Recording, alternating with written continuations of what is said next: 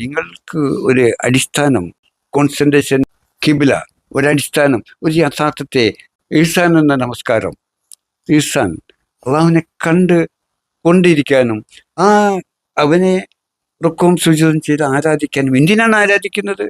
അള്ളാഹുവിനെ ആരും ആരാധിക്കേണ്ട ആവശ്യമില്ല. കാരണം ആരെങ്കിലും ആരാധിച്ചിട്ട് അള്ളാഹുവിന് എന്ത് കിട്ടാനോ?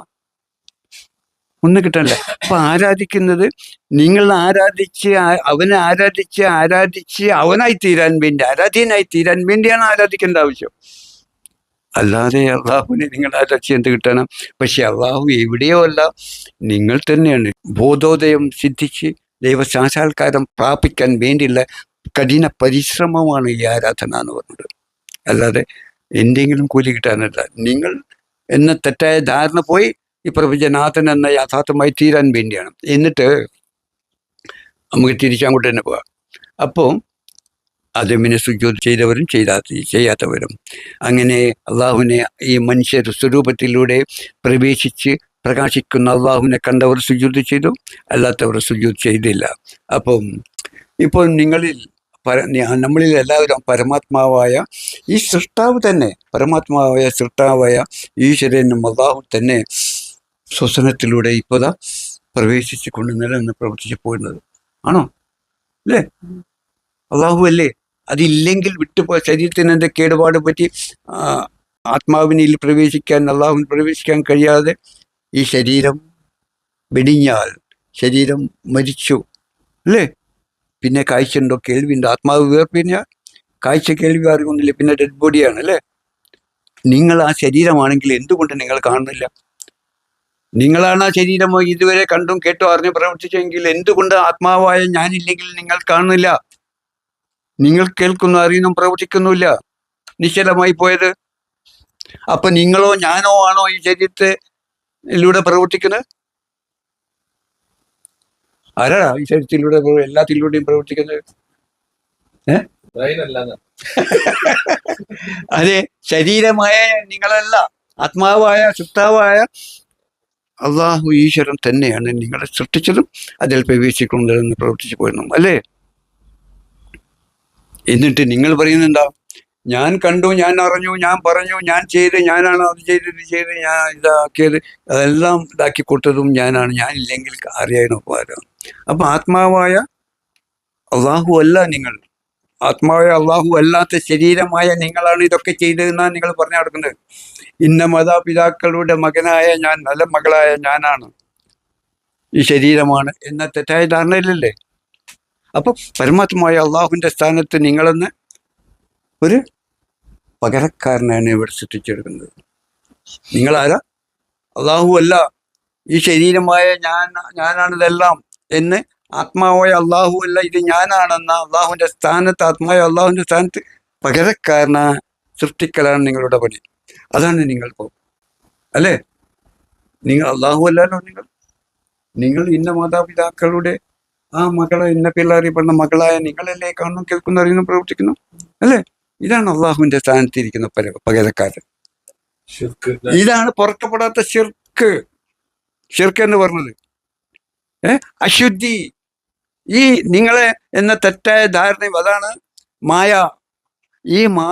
ഈ അശുദ്ധി, ഷിർക്ക് പോയാൽ പിന്നെ ആരാ ഇവിടെ ഉള്ളത്? ഇപ്പോഴേ പോയാൽ ഈ ശരീരമല്ല ഞാൻ, ഇത് മണ്ണിൽ നിന്നു സൃഷ്ടാവ് സൃഷ്ടിച്ച രൂപമാണ്. ഇതിനെ സൃഷ്ടിച്ച പരമാത്മാവായ അള്ളാഹു തന്നെയാണ്, ഈശ്വരനാണ് ഇതിനെ സൃഷ്ടിച്ചതും എന്ന് തുടർന്ന് ഇതിൽ പ്രവേശിച്ചുകൊണ്ട് ഇതിലെ നിലനിന്ന് പ്രവർത്തിച്ചു പോരുന്നതും പ്രപഞ്ചനാഥനാണ് എന്ന തിരിച്ചറിവ് വന്നാൽ നിങ്ങളില്ല, പകരക്കാരനില്ല. പിന്നെ അള്ളാഹു എന്ന യഥാർത്ഥമായി തീരും, ഈശ്വരനായി തീരും. ഇതാണ് ശുദ്ധി ചെയ്യൽ. ഇതിനാണ് ഉള്ളു കൊടുക്കുന്നത്. ഇതാണ് അശുദ്ധി പൂക്കൽ. അശുദ്ധി ആരാ?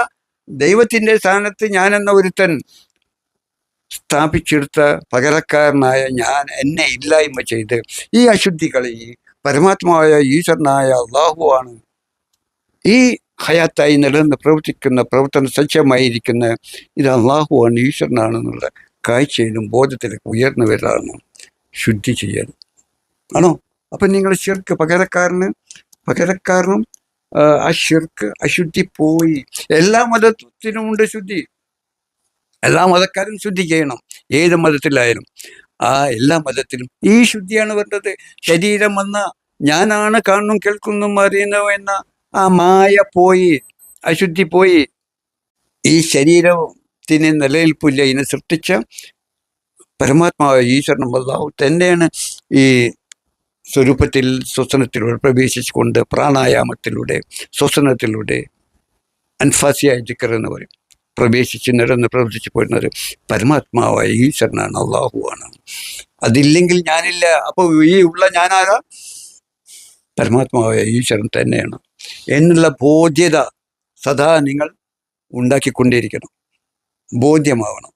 അപ്പോൾ നിങ്ങൾ ബോധ്യത വരുമ്പോൾ ദൈവസാക്ഷാത്കാരമായി, സാക്ഷാൽ ദൈവമായി, ഈശ്വരനായി, അല്ലേ, അള്ളാഹുവായി. ഇതാണ് നിങ്ങൾ സൃഷ്ടിച്ചു കൊടുക്കുന്നത്, ഉണ്ടാക്കിയെടുക്കുന്നത്. അപ്പോൾ നിങ്ങൾ അശുദ്ധി പോക്കണം.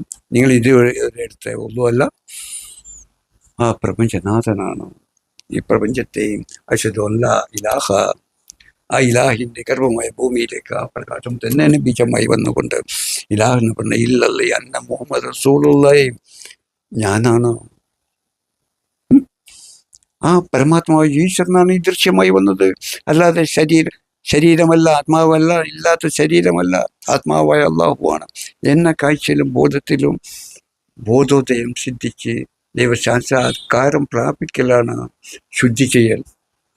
ഞാൻ ചില കൂട്ടുകാരൊത്ത് പുറത്തു പോയാൽ പള്ളിയിൽ പോവാറുണ്ട്. പള്ളിയിൽ പോയാൽ ഞാൻ ഉളു എടുക്കാറില്ല, നിങ്ങളെ ഉളു എടുക്കാറില്ല. ഞാൻ എപ്പോഴും അള്ളാഹുവിൻ്റെ ശുദ്ധിയിലാണ്. എനിക്ക് വേറെ ഒന്നുമാണോ?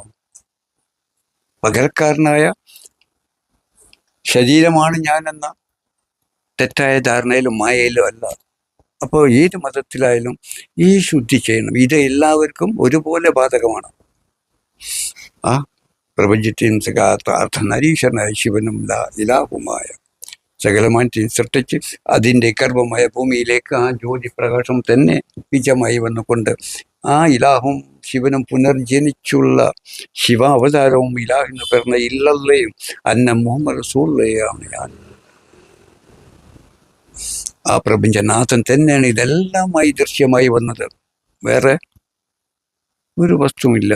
എന്താ പറയുക, തൂണിലും തുരുമ്പിലും എല്ലാം ദൈവം ഇരിക്കുന്നു എന്നുള്ള വാക്കില്. അപ്പോൾ അള്ളാഹു ദൈവം ഈശ്വരൻ തന്നെയാണ് സകലമാനമായി വന്നിരിക്കുന്നത്.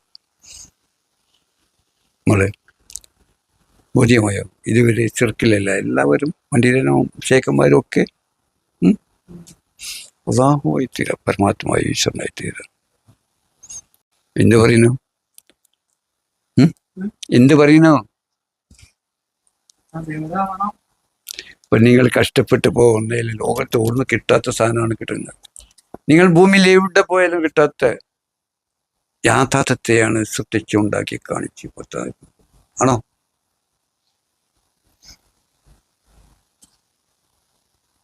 മതിയോ നമ്മള്? ഇതാണ് ഹൗദുൽ കൗസർ. ഹൗദുൽ കൗസർ ഉണ്ടാക്കിട്ട് റസൂലാണ് കോരി തരേണ്ടത്, ആണോ? ആ ഹൗദുൽ കൗസർ മുഹമ്മദ് റസൂൽ അള്ളാഹുവാണ്. മുഹമ്മദ് നിങ്ങളെപ്പോലെ മനുഷ്യനാണെന്ന് പറഞ്ഞെങ്കിലും ഈ സ്വരൂപത്തിൽ നിങ്ങളെപ്പോലെ ഈ സ്വരൂപമാണെങ്കിലും ഇതിനെ സൃഷ്ടിച്ചവൻ തന്നെയാണ്. ആ സ്വരൂപത്തിൽ റസൂലുള്ളാഹിന്റെ സ്വരൂപത്തിൽ പ്രവേശിച്ചുകൊണ്ട് നിലനിന്ന് പ്രവർത്തിച്ചു പോയെന്ന് അള്ളാഹുവാണുള്ള ബോധോദയം സിദ്ധിച്ച് ദൈവസാക്ഷാത്കാരം പ്രാപിച്ചവനാണ് റസൂലുള്ളാഹി. അല്ല നിങ്ങളെപ്പോലെ അന്ധനും അജ്ഞരും അല്ല. അപ്പൊ നിങ്ങളെപ്പോലെ മനുഷ്യനാന്ന് പറഞ്ഞിട്ട് അതി പിടിച്ച് നടക്കരുത്. സ്വരൂപം അതാണെങ്കിലും നിങ്ങളും അതാണ്, നിങ്ങളിലും ആ അള്ളാഹും ഈശ്വരനും തന്നെയാണ്. നിങ്ങൾ അറിയുന്നില്ല, മുഹമ്മദ് അറിഞ്ഞു ഉയർന്നു. അതുകൊണ്ട് ആ മുഹമ്മദ് നിങ്ങളെ ഈ അശുദ്ധി മായ പോക്കി ദൈവസാക്ഷാത്കാരം പ്രാപിക്കാനാണ് മുഹമ്മദും എല്ലാ കൃഷ്ണനും രാമനും ബുദ്ധനും യേശു എല്ലാം ദൈവികമായവരും മുഹീദ്ദീനും അജ്മീർ ഖാജ എല്ലാം ശ്രമിച്ചിട്ട് പോന്നിട്ടുള്ളത്. അതാണ് അവരെല്ലാവരും തന്നെയാണ് ഞാൻ, ആ പരമാത്മാവായ ഞാൻ. അത് തന്നെയാണ് ഇന്നും ചെയ്യുന്നത്. അവരാരും മരിച്ചിട്ടില്ല. ഇതാ ഇപ്പം ഇവിടെ ഉണ്ട്. ഇതിലൂടെ ലോകത്തേക്ക് ഞാൻ നിങ്ങളോട് മാത്രമല്ല സംസാരിക്കുക, നിങ്ങളിലൂടെ ലോകത്തിനാണ് ഞാൻ പ്രബോധനം കാര്യങ്ങൾ വിശദീകരിച്ചു കൊടുക്കുന്നത്. ഓക്കെ.